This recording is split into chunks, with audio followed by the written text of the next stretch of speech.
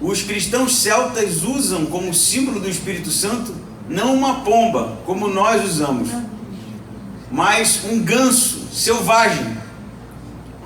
E você pode procurar na internet, não agora, né, mas depois, o símbolo do Espírito Santo dos cristãos celtas, e você vai encontrar realmente esse pássaro. E a explicação é que na concepção dos cristãos celtas, o Espírito Santo, ele é selvagem. Ele não pode ser domesticado, não pode ser domado como aquele ganso. Porque aquele animal, segundo o que a gente pode ler sobre ele, é um animal realmente às avessas. Não dá para engaiolá-lo, não dá para criá-lo como se fosse um animal de estimação. É impossível conter aquele ganso em um ambiente doméstico. Por isso eles vão fazer essa associação, até com base no que Jesus diz para Nicodemos, não é o nosso texto, mas para título de introdução, que o Espírito Santo sopra onde quer. Ele não pode ser contido, ele não pode ser controlado. O que isso tem a ver com o nosso texto? Muito a ver. Interessantemente, já indo nessa direção, uma frase que eu acho muito interessante de Alexandre o Grande, eu vou ler aqui para você porque eu trouxe ela na íntegra, que é a seguinte: eu não temeria um grupo de leões conduzidos por uma ovelha, mas eu sempre temerei um rebanho de ovelhas conduzido por um leão. Porque na concepção de batalha de Alexandre o Grande, se o leão conduzisse as ovelhas, a coisa realmente seria risco de perigo. O texto que a gente vai ler fala desse elemento selvagem do leão, desse elemento dominador, desse elemento majestoso, grandioso do leão, mas ao mesmo tempo da serenidade da chuva. Por isso eu convido você a ler com esses olhos do selvagem Espírito Santo, da selvageria do leão, mas ao mesmo tempo com a tenra, eu diria, leveza do orvalho, que diz assim o versículo 7: o remanescente de Jacó estará entre muitos povos, como orvalho da parte do Senhor, como chuvisco sobre a relva, que não espera pelo homem, nem aguarda filhos de homens. O remanescente de Jacó também estará entre as nações, no meio de muitos povos, como um leão, entre os animais do bosque, como um leão forte entre os rebanhos de ovelhas, o qual as pisará e despedaçará quando passar, sem que ninguém as livre. A tua mão será exaltada sobre teus adversários, e todos os teus inimigos serão exterminados. Naquele dia, diz o Senhor, exterminarei do meio de ti os teus cavalos e destruirei os teus carros. Destruirei a cidade da tua terra e derrubarei todas as tuas fortalezas. Tirarei as feitiçarias de tua mão e não terás adivinhadores. Arrancarei os teus ídolos e as tuas colunas do meio de ti, e não adorarás mais as obras das tuas mãos. Arrancarei os teus postes sagrados do meio de ti, e destruirei as tuas cidades. Com ira e com furor me vingarei das nações que não obedeceram. Você pode estar se perguntando: tá bom, pastor, mas o que isso tem a ver com o Natal? Na verdade, como nós estudamos, desde o início do capítulo 5, versículo 2 em diante, da perspectiva judaica, e principalmente dos profetas maiores e menores, sobre quem seria o Messias, realmente e dificilmente podemos contrastar com a concepção de Natal que nós conhecemos hoje. Da perspectiva judaica, principalmente do ponto de vista dos profetas, a criança que vai nascer em Belém, ela é o leão da tribo de Judá, ela é o rei segundo Davi, conquistador, que irá livrar Israel dos inimigos. existe sim, óbvio, a gente conhece o nascimento de Jesus através dos evangelhos, a coisa da serenidade do orvalho, que o texto vai destacar. Mas existe também, se não de maneira até mais, eu diria, voluptuosa, a agressividade, a selvageria do leão conquistador. Por isso vamos fazer aqui um breve panorama sobre o que Miqueias está dizendo, porque o cenário não é muito favorável para quando Miqueias escreveu. Nós vimos, por exemplo, que a Assíria, grande império daquele tempo, estava com os olhos voltados para Judá. Eles estavam numa iminência de invasão, era um poderio, como na verdade jamais visto até então. Judá era algo singelo perto daquele exército, embora tenha resistido a algumas invasões, não era páreo para o exército da tão temida Assíria.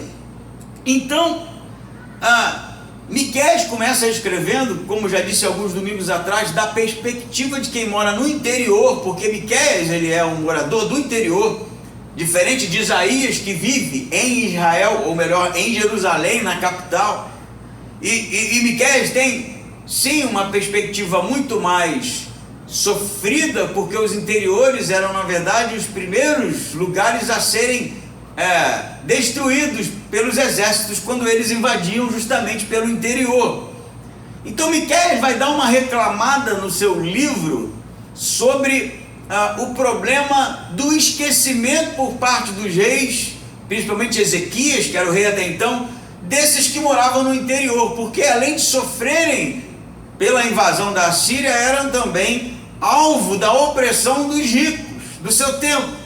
Mas embora o cenário não fosse positivo, né? E se você ler, por exemplo, o versículo 1, ele fala da vara que feriu o governante. Na verdade é a história de Ezequias, o rei de Judá, que é espancado nas portas de Jerusalém pelo exército assírio. Ele apanha com vara mesmo na cara ali, é humilhado. Então Miqueias começa aqui no versículo 2 a falar de uma esperança, de um Messias que viria para libertar Jerusalém, Judá e Israel dos povos opressores. Essa é a pegada. O bebê que vai nascer em Belém, ele é um bebê, mas ele é também um pastor, que também é rei, que também é leão, que também é descendente de Davi e que também é um libertador. Então, assim, a gente pode sim, né, entender a dificuldade dos judeus no primeiro século, quando se depararam com a pessoa de Jesus, porque eles estavam esperando alguém nesse, eu penso, nesse modelo de conquistador, de braço forte. Mas antes de nós saltarmos para o Novo Testamento, vamos entender o que ele começa falando. Ele fala na primeira parte sobre a criança que vai nascer, né? Ela abrange, né, os tempos da eternidade e ao mesmo tempo Belém geográfica. Nós vimos os contrastes aqui. Ele vai cuidar do povo, ele vai ser a paz do povo, diz o versículo 5, e por conta desse nascimento, desse rei que irá nascer, rei pastor, vão se levantar, nós vimos isso domingo passado, pastores e príncipes para livrar Israel da opressão do inimigo. No texto a gente percebe, estudamos isso durante a semana, que a Síria invadiria, os pastores resistiriam e os príncipes, então eles que passariam a atacar a Síria, devastando. A gente viu também que essa profecia não aconteceu historicamente. Não houve uma resistência desse nível de Judá, não houve uma conquista da Assíria, muito menos a destruição daquele povo. A Síria realmente sucumbiu, mas não foi para Israel, foi para povos, né, também fortes como o Egito, que travaram guerras terríveis, né, como os próprios babilônicos, que vão ser conquistadores, também colonizadores. Portanto, a profecia, ela parece que tem um apelo ao público-alvo do primeiro período aqui, para quem Miqueias escreveu, tem um apelo para um segundo momento, quando parte da profecia se cumpre com o nascimento do Messias, e tem um apelo para um terceiro momento que nós entendemos hoje com o conteúdo das Escrituras, e principalmente a parte escatológica, que é o cumprimento realmente que vai acontecer na sua segunda vinda. Então, o Natal em sua integralidade não é somente sobre o nascimento, é sobre a vinda do Rei, que irá libertar e que irá julgar todas as nações. A gente pode até botar nomes diferentes nisso, escatologia em um momento, nascimento e Natal em outro, mas na verdade é tudo parte de uma integralidade profética do Antigo Testamento. Dito isso, nós vamos para nosso versículo 7. Ele fala, né, como você acompanhou aí na sua Bíblia, do remanescente de Jacó. Então vamos entender aqui o que o profeta está dizendo. Vai nascer o rei, né, e o nascimento desse rei pastor vai gerar esperança no povo. Vão se levantar homens, né, pastores e príncipes, como fala a profecia, para livrar Israel e Judá, principalmente aqui, porque aqui é o reino do sul, dos opressores da Síria, do reino de Nimrod. É o que ele fala. Nimrod, para quem não veio domingo passado, é justamente o homem que edificou a Babilônia, não é? Nimrod é aquele que construiu a Torre de Babel, que mandava na cidade Babilônia, que é, na verdade, um símbolo de toda a resistência, de toda a opressão, quando se trata de reino de Deus. A Babilônia vai ser tratada no Apocalipse como o reino inimigo, né? A Babilônia não existe mais, na verdade. Não se trata aqui necessariamente de um reino histórico geográfico, mas tipifica toda a resistência ao reino de Deus. O remanescente de Jacó, vai dizer Miqueias, ele estará entre os povos. Depois da resistência aqui, ele acentua o fato de que haveria realmente espalhado pelo mundo, né, aqueles a quem ele dá o nome de remanescentes de Jacó. O que seria um remanescente? Remanescente, na verdade, a palavra no original, tanto no hebraico quanto no grego, tem a ver com o resíduo, o resto. Não o resto no sentido negativo, como nós tratamos, né, da palavra, mas aqueles que sobraram.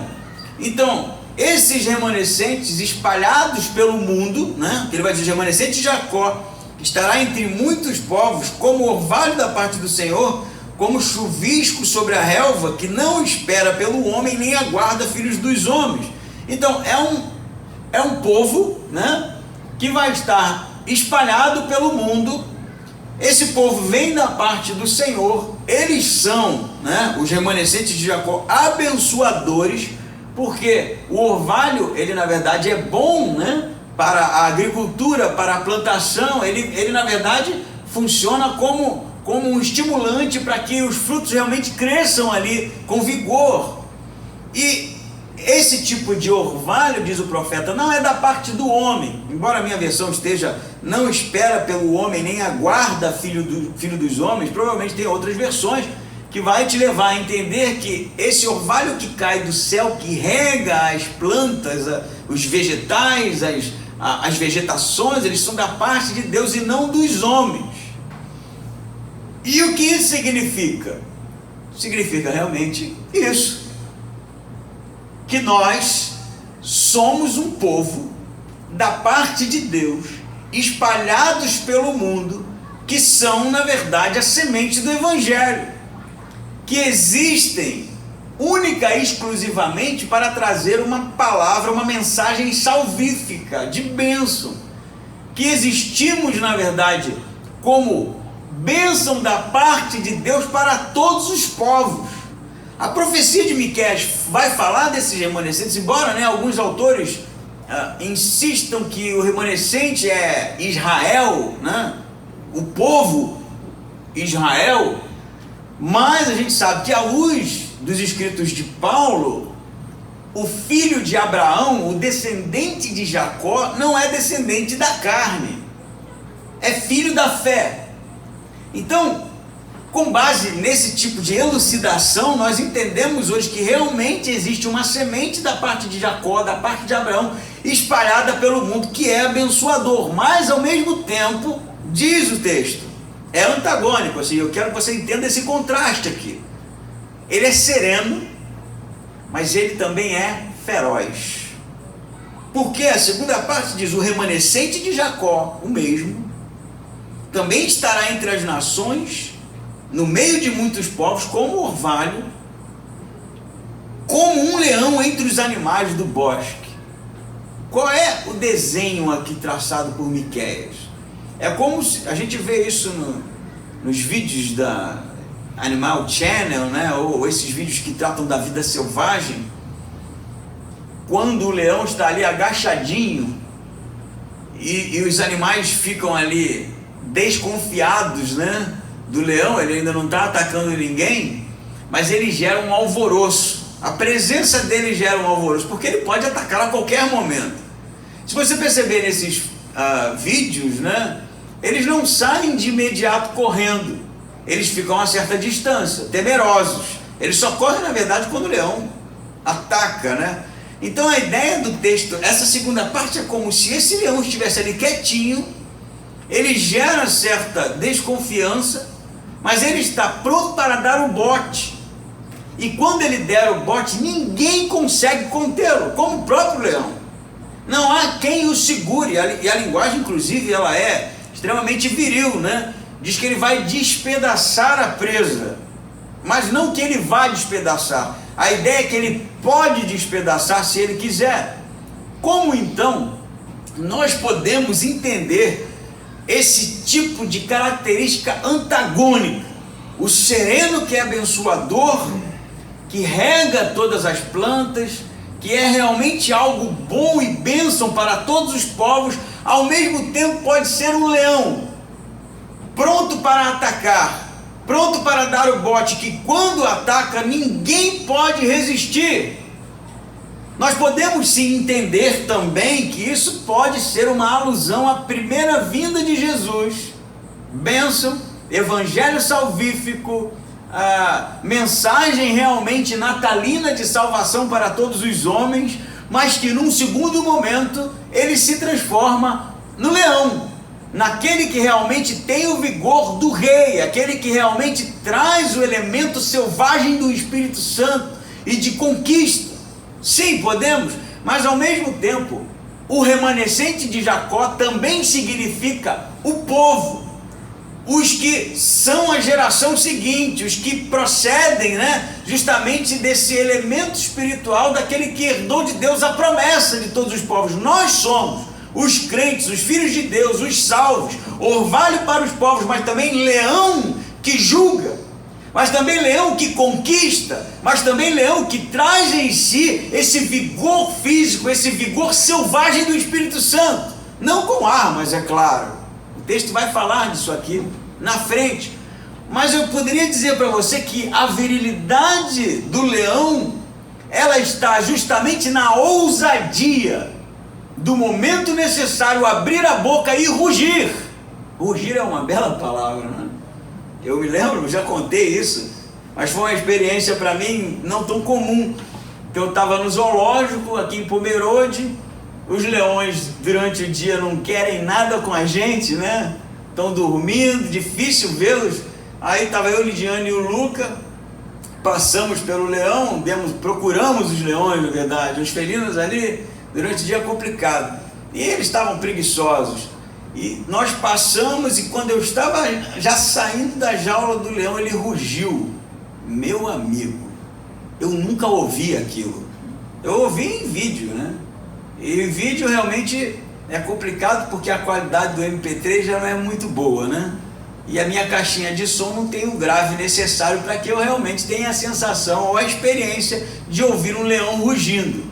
Mas uma coisa eu posso lhe dizer: se ele rugir, não fique na frente, porque é assustador.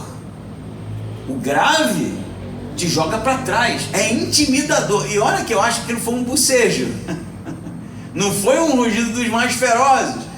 O que isso tem a ver com o povo de Deus? Tudo a ver. Eu acho que a gente tem uma mentalidade muito... Eu abordei esse elemento na semana passada, defensiva da fé. A gente fica meio que encolhido, né? se defendendo das heresias, se defendendo dos falsos mestres, se defendendo de ataques e ataques e ataques, e a gente esquece que o conteúdo que nós temos é um conteúdo avassalador.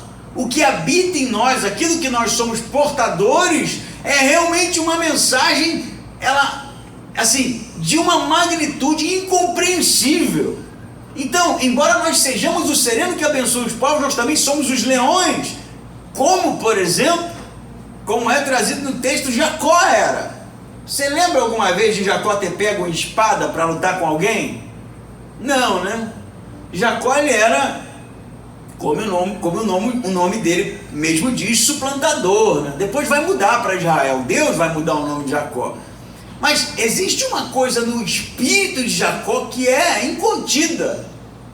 Entende isso? Acho que esse sentimento está no texto, essa característica. Jacó deseja tanto a promessa de Deus feita a Abraão, deseja tanto fazer parte daquilo, porque ele não é o primogênito, né? E a promessa, a princípio, não passaria por ele, mas por seu irmão, porque ele era o mais velho. Mas ele quer tanto fazer parte daquilo que ele vai botar a cabeça dele a prêmio, quando ele engana um caçador como era seu irmão.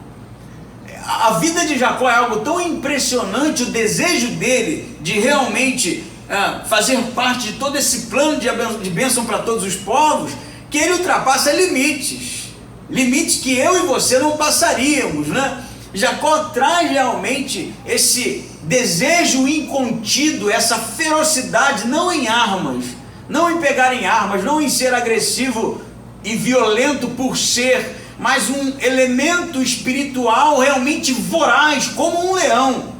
Eu posso até ter exagerado um pouquinho quando eu disse que Jacó nunca brigou com ninguém. Brigou sim, com Deus.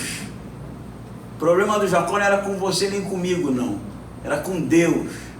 E ele era tão louco, essa palavra ótima, que ele desafia Deus e não iria embora enquanto Deus não o abençoasse ele. A bênção que ele queria não era ser rico, não era muitos tesouros, era ser aquele por quem a promessa passaria.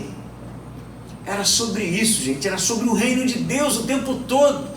Quem são os jacobinos aqui no texto? Quem são os descendentes de Jacó? Quem são os remanescentes? Eu vou dizer, não é crente nominal, não é frequentador de culto, é gente que traz espiritualmente o desejo avassalador, como Jacó, de fazer parte disso.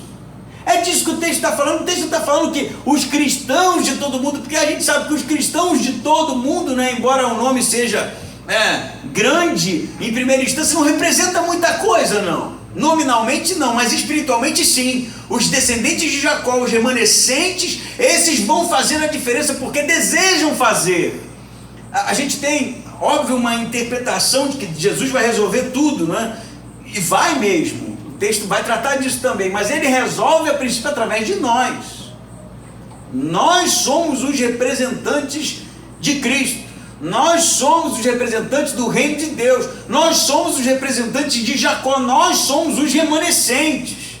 E a igreja precisa, de uma vez por todas, entender o seu papel nisso.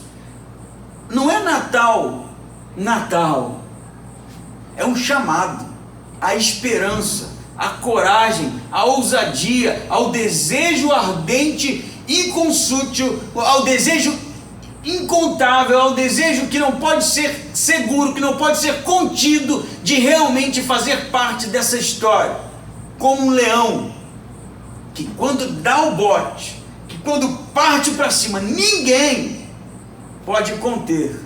Sabe por que ninguém pode conter? Porque nada, nem ninguém poderá fechar as portas da igreja. Nada. E não é porque a igreja ela é grande, né, desfragmentada, é porque ela é forte como um leão. É por isso, homens e mulheres ousados, corajosos em nome de Cristo, que avançam na pregação de um evangelho que ao mesmo tempo que é bênção, é juízo, que ao mesmo tempo que é abençoador, é como um leão feroz, que brada atrás da presa para realmente dominá-la. Amém? Opa, cadê o rugido do leão, gente? Vocês estão mas como sereno que...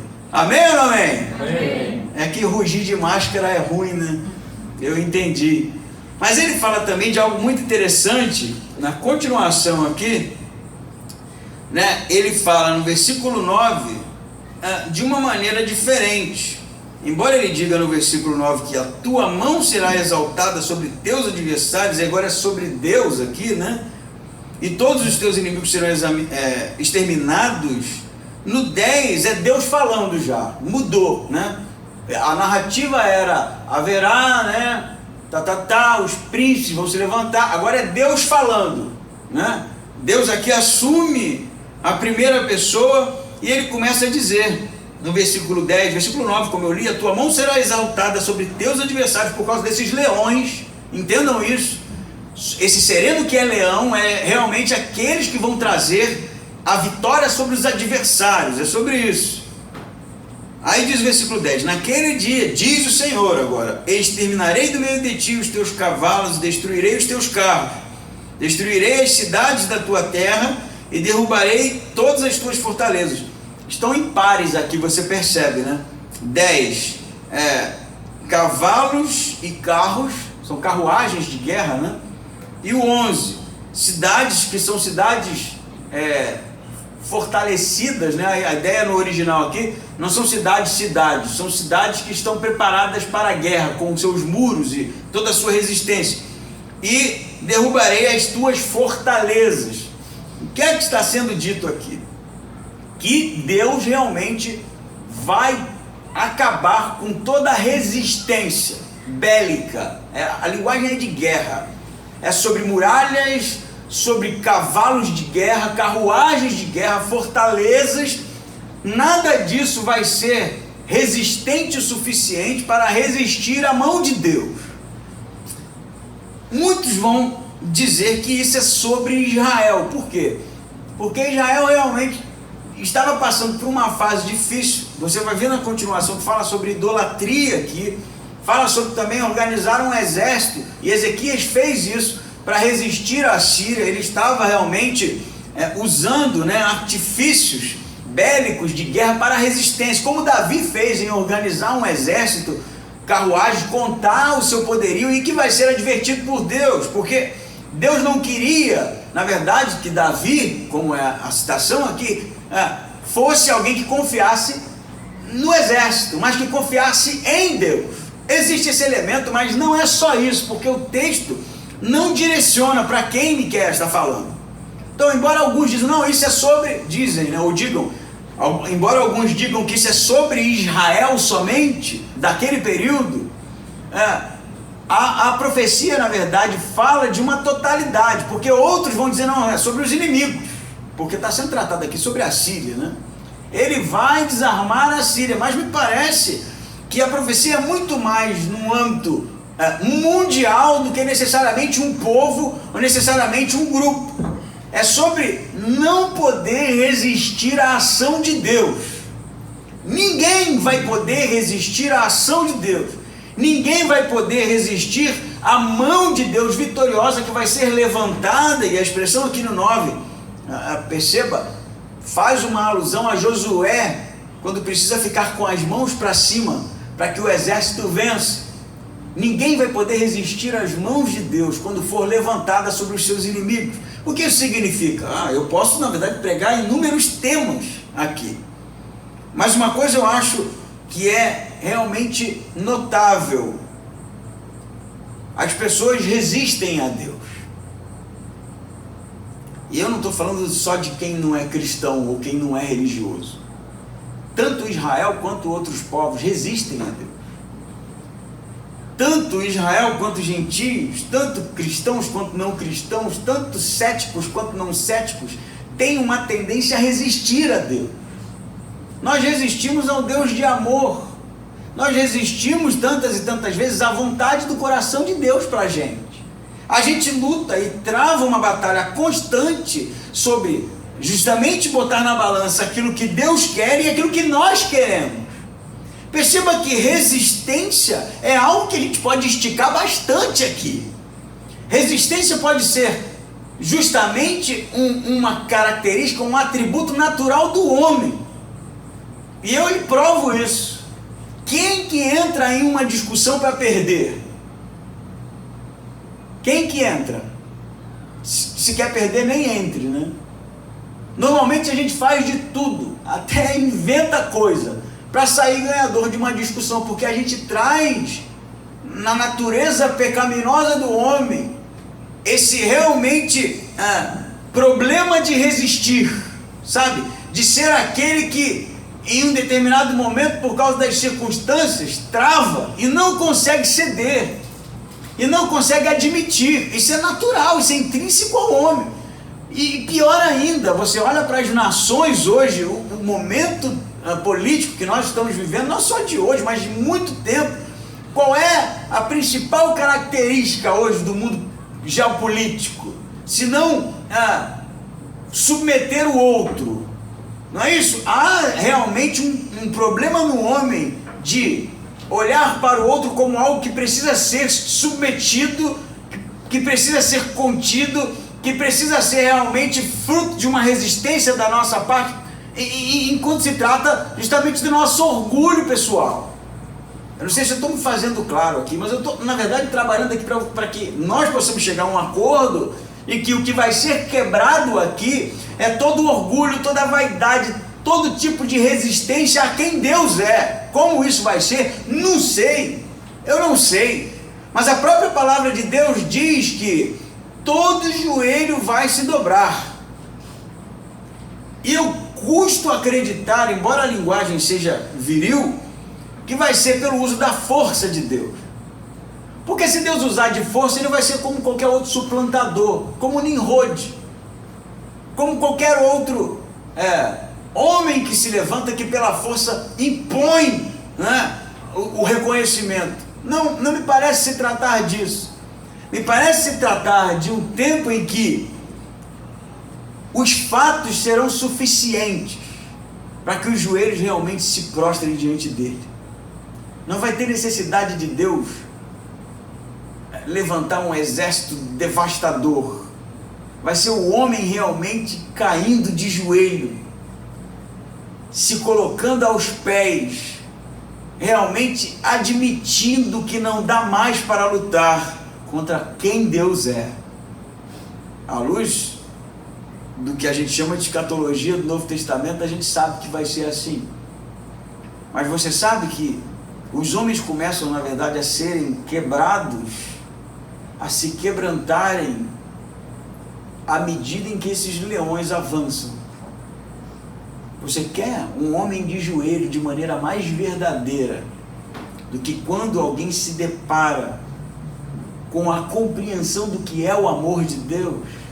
Você já teve essa experiência de dizer para alguém do tanto que Deus o ama, e você perceber ali na sua frente todo o orgulho, tudo aquilo que pode ser fruto de uma resistência para com Deus cair, desabar, e aquele que era o símbolo ali da resistência cair de joelho diante do Salvador? Você já teve essa experiência? Isso é muito mais poderoso do que qualquer submissão com armas, qualquer submissão com poderio bélico. É muito mais poderoso, porque as pessoas podem até chegar à conclusão que foi perdedor da batalha, mas não quer dizer que o seu coração esteja quebrantado. Vai ter um tempo que, através desse orvalho de Jacó, através desses leões entre os povos, o homem vai se quebrantar diante de Deus, e toda arma, e toda resistência, e todas as fortalezas serão destruídas. E se você não quiser se ajoelhar diante de Deus, a rótula dos seus joelhos se quebrarão, para que você caia de joelho, porque Ele é o Rei dos Reis, o Senhor dos Senhores, e nada, nem ninguém pode resistir à sua vontade. Natal é isso, cair de joelhos diante do Rei, diante daquele que é o Salvador da humanidade, diante daquele que é o leão da tribo de Judá. O texto continua, né? E ele vai trazer a última parte dessa profecia, no versículo 12, eu vou ler de novo para que a gente lembre do texto: tirarei as feitiçarias da tua mão, e não terás adivinhadores, arrancarei os teus ídolos e as tuas colunas do meio de ti, e não adorarás mais a obra das tuas mãos, arrancarei os teus postes sagrados do meio de ti, e destruirei as tuas cidades. Se no primeiro momento Deus, quando agir, ele vai acabar com toda a resistência do homem, no segundo momento ele vai tirar tudo aquilo que é fake, espiritualmente falando, falso. A falsa religião vai ser extraída, vai ser retirada, não vai ter mais engano, não vai ter mais adivinhadores, não vai ter mais ídolos, não vai ter mais colunas de adoração como era naquele tempo, não vai haver mais a adoração, aquilo que é feito com as próprias mãos. Isso tudo vai sucumbir, isso tudo vai acabar. Ele fala que vai arrancar, não é? Arrancar mesmo, extrair cirurgicamente do meio deles toda a idolatria, os postes sagrados, e vai destruir essas cidades de adoração.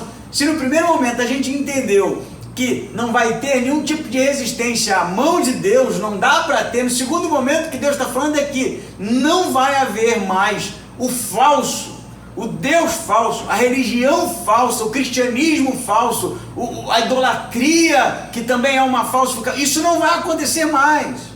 Não vai acontecer mais por quê? Porque quem é que vai continuar adorando um Deus falso diante do Deus verdadeiro? Como dizia, né, o grande filósofo Platão: contra fatos não há argumentos, meu amigo. Contra fatos não há argumentos, a não ser que você finja, a não ser que você seja um tolo e não consiga fazer a leitura real da justamente realidade. Porque quando Deus realmente se manifestar, quem é que continua adorando ídolos? Que sentido que faz isso? Isso vai ser tirado, isso vai cair por si só, não aguenta, sucumbe. Mas ao mesmo tempo isso fala também para Israel daquele tempo, que embora Ezequias tenha feito uma reforma religiosa, tenha restaurado o templo, tenha tentado trazer realmente a adoração ao Deus verdadeiro, o que vai acontecer com esse povo é que os postes ídolos vão continuar lá, as Astarotes e os Baais continuam lá, os postes ídolos continuam lá, e Deus agora está falando para eles, que tem desdobramentos para nós, para o fim dos tempos, que isso tudo vai acabar. O falso vai acabar, o fake vai acabar, e nada poderá resistir ao verdadeiro. Agora eu penso, será que isso é só algo para o fim? Ou será que realmente existe algo que replica ou que tenta de alguma maneira imitar aquilo que é verdadeiro, em se tratando de reino de Deus? Existe sim, amigo. Existe aquilo que não é real, aquilo que é uma imitação barata do que é cristianismo. E muitas vezes as pessoas escolhem, como foi Israel, porque é mais fácil, porque são, na verdade, caminhos alternativos que nos levam não a Deus, mas a nós mesmos. O que é idolatria? Se não a adoração do próprio homem? Não é isso? Se no primeiro momento você tem homens que existem, no segundo momento você tem homens que adoram a si mesmo, porque a idolatria é a adoração às obras da sua própria mão, que é o que Deus está dizendo aqui que vai tirar. Eu já falei isso inúmeras vezes. Os ídolos, na verdade, são servos dos homens, porque a gente constrói os ídolos para atender problemas nossos, para atender desejos nossos, para resolver problemas nossos. Isso que é o ídolo, não é? O ídolo, embora as pessoas estejam lá subindo de joelho, oferecendo galinha morta na esquina, na verdade é em troca de alguma coisa, porque a idolatria nada mais é do que a adoração do próprio eu, é adorar a si mesmo, é se prostrar diante daquilo que realmente é um reflexo do que você precisa, do que você acha que precisa. Não é à toa, eu já falei inúmeras vezes, que tem santo até que a gente põe de cabeça para baixo dentro do copo d'água, assim, não trazer a pessoa amada, né? Não traz não, para você ver como você não morre afogado. Não é isso que está sendo dito? Não é isso que é feito? A idolatria nada mais é do que a adoração ao próprio homem. A idolatria nada mais é do que o que aconteceu no Éden. Querer ser como Deus. Querer, na verdade, cultivar, não é? Através do caminho fácil oferecido pela serpente, um conhecimento que, quem sabe, nos torne semelhantes a ele. O problema é que nós trazemos desde o Éden, e que, interessantemente, em toda a narrativa bíblica, quando o diabo aparece, é com a mesma proposta, não é? É ser como Deus, é realmente adorar-se, é realmente entrar no universo idólatra, porque esse na verdade é como olhar no espelho. O que Deus está dizendo? Isso vai acabar. Isso vai acabar porque ninguém pode resistir a ele. Isso vai acabar porque não há fortaleza que possa contê-lo. Mas isso vai acabar também porque não tem mais como negar que de fato ele é o Deus verdadeiro. Infelizmente para muita gente isso vai ser lá no fim, não é? Se não for no fim dos tempos, vai ser no fim da vida. Quando a vida terminar, nós vamos estar diante de Deus e vamos ter que reconhecê-lo de joelho, de qualquer forma. Mas para muitos como nós, é necessário entender o que Deus está dizendo e extrair realmente do nosso coração tudo aquilo que é falso, tudo aquilo que impede a comunhão com Ele, tudo aquilo que impede o conhecimento de quem Ele é, tudo aquilo que impede um relacionamento genuíno, porque a gente tantas e tantas vezes disfarça, se comporta de maneira, eu diria, superficial com Deus, achando que realmente nós estamos enganando Ele, e assim começamos a viver um evangelho falso, um cristianismo falso, algo superficial. Quantas e tantas vezes a gente não acaba defendendo um posicionamento teológico, ou sei lá, o que pode ser fruto da nossa escolha, porque aquilo facilita as coisas. E a gente não está disposto realmente a abrir o coração e ouvir o evangelho genuíno que pode nos libertar. O que Deus está falando aqui, não vai ter mais idolatria, isso vai acabar. Não vai ter mais a religião falsa, isso vai acabar. Não vai ter mais os deuses pagãos, não vai ter mais adoração do homem a si mesmo, isso vai acabar. Vai acabar quando o homem reconhecer quem ele é, vai acabar quando o homem realmente se prostrar diante de Deus e convidá-lo para um relacionamento íntimo e sincero, mas vai acabar também, como diz o último versículo, com ira e furor. Porque ele vai se vingar, diz o texto, das nações que não o obedeceram. E se isso não causa medo a você, causa a mim. Eu sou, na verdade, defensor do evangelho do orvalho, do sereno, que traz bênção, de um Deus amoroso, de um Deus que busca o homem incessantemente para entrar num relacionamento de amor com Ele. Eu sou defensor de um evangelho que realmente mostra naquela cruz a intensidade do amor de Deus, mas eu não posso negar que a ira de Deus de fato vai se acender contra os filhos da desobediência. E queremos nós não estar do lado de lá da linha, queremos nós não sermos realmente esses que testam a Deus e que tentam todo o tempo se esconder daquele que é na verdade conhecedor de todos os mundos possíveis. O Natal, na verdade, é belo, sereno, como o orvalho, abençoador. Mas eu prefiro temer a um rebanho de ovelhas liderado por um leão do que o contrário, como disse Alexandre o Grande. Por isso, nesse Natal, é a minha mensagem de esperança para você. Faça uma oração genuína. Convide a Deus para entrar no seu coração e gerar uma transformação na sua vida. E que isso seja de verdade. Amém? Amém. Vamos levantar e orar.